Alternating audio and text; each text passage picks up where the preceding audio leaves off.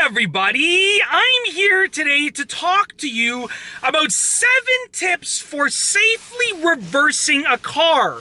Reversing a car is one of the key factors in becoming a great driver and learning how to drive. And these 7 tips will help you whether you're a beginner driver or a person that's been driving for over 40 years. Now let's get right to it. The first tip is actually before you even get into the car. The first tip is to do a circle check. Now what you want to do is do a circle check before you get into the car. A circle check is basically just walking around your car looking for anything that looks abnormal, anything that wasn't there before, any obstacles, any pedestrians, any animals, any dents on your car, anything. And the good thing about this is it only takes like 30 seconds and it greatly improves the safety of your beginning of your commute. Whether you're reversing or driving forward, it's very important to do, but especially when you're reversing, because let's say you just walk into your car, you look behind you and there's nothing there. Well, that's great. You can see out the rear windshield, but you can't see directly behind your car unless you have a rear view camera. But even with the rear view camera, it's beneficial to do a circle check because it gives you a full view of what's happening around your car. So before you even get into the car, do a circle check all around your car. Just take 30 seconds to look at what's going on around your car.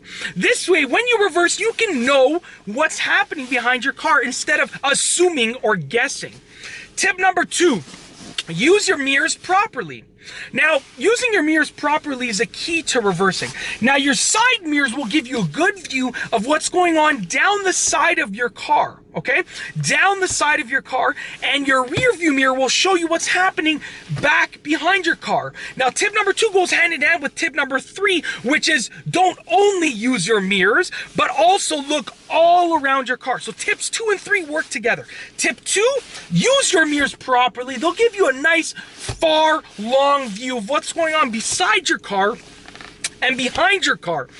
Now, tip number 3 is look around your car, because there are many areas of your car that you can't see properly or you can't see at all when using your mirrors. For instance, your blind spots. If you turn your head to the right or to the left, those are pretty much your blind spots. It's often called a blind spot check or a shoulder check. So if you're only using your mirrors when you're reversing, there could be something in both of your blind spots or one of your blind spots or anything of that sort, and you won't be able to see it using your mirrors. So that means that when you're reversing, you might hit an obstacle, you might hit a car, you might hurt a pedestrian because you failed to look around. So when you're reversing, you want to use your mirrors, which is tip number 2, but also look beside your car and also turn your head and look out that rear windshield over there. Look out that rear windshield. I know that you can see it with your rear view mirror, but it gives you a different perspective, because when you see through your rear view mirror, you're seeing just this little image of your rear windshield, right? But if you turn your head, you can see completely around your car through that rear windshield. So it's important both to use tip number 2 and 3. Tip number 2, use your mirrors. Tip number 3, don't only use your mirrors, but also look around your car. Tip number 4 is control the steering wheel, okay? Now, it's very important when you reverse that even though you're looking around and behind your car and beside your car, that you're focusing on the wheel in front of you. Because when you're moving backwards, when you turn the wheel to one direction or the other, the car is going to head in that direction. If you keep the wheel straight, the car is going to continue going straight. So make sure that you turn the steering wheel and control the steering wheel, and keep in mind the fact that when you turn to the left or to the right, the front end of your car is going to swing out.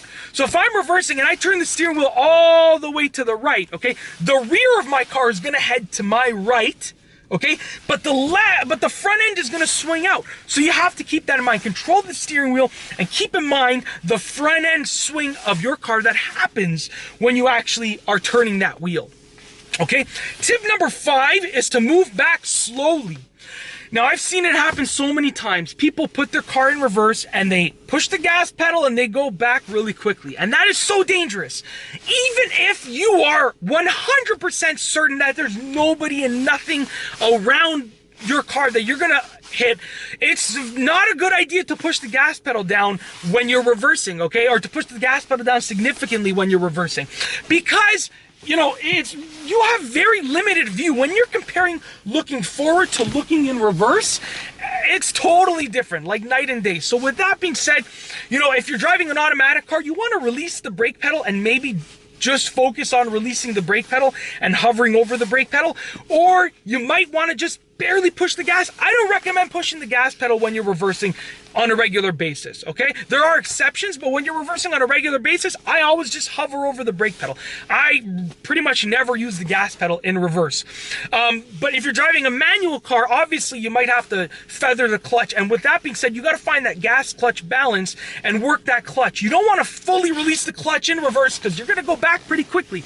You want to press the gas down, release the clutch until you get that biting point, and just work that clutch in and out to control your speed, okay?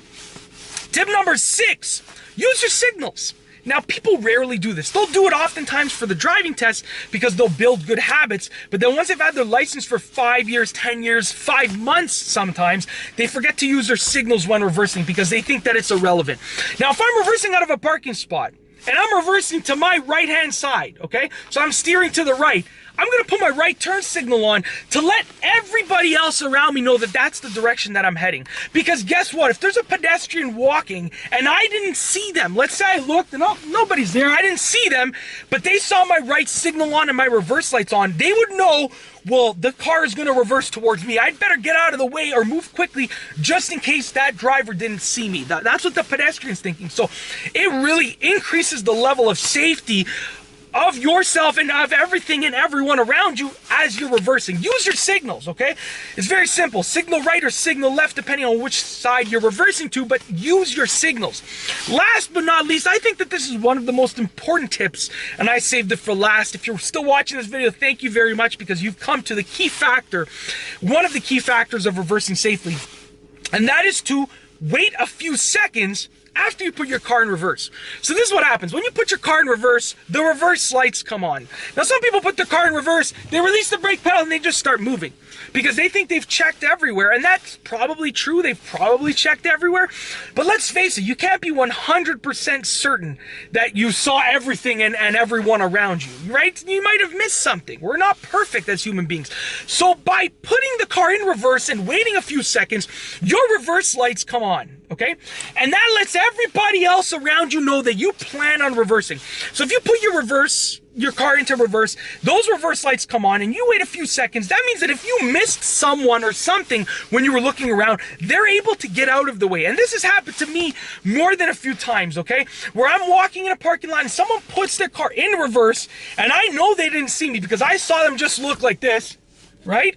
And they didn't do a full check. So I know they couldn't have seen me because but they put it in reverse and they wait a few seconds. And I'm able to jump out of the way. And sometimes that waiting of a few seconds, okay, has allowed me to move out of the way fast enough that they actually don't reverse into me. And that's why I'm telling you this. From personal experience, I've learned through being a pedestrian, okay, that it's important to wait those few seconds to let everybody else around you know that you plan on reversing. Even if there's another car. Let's say I'm reversing out of this parking spot right now. There's a fence behind me, but let's imagine it wasn't there.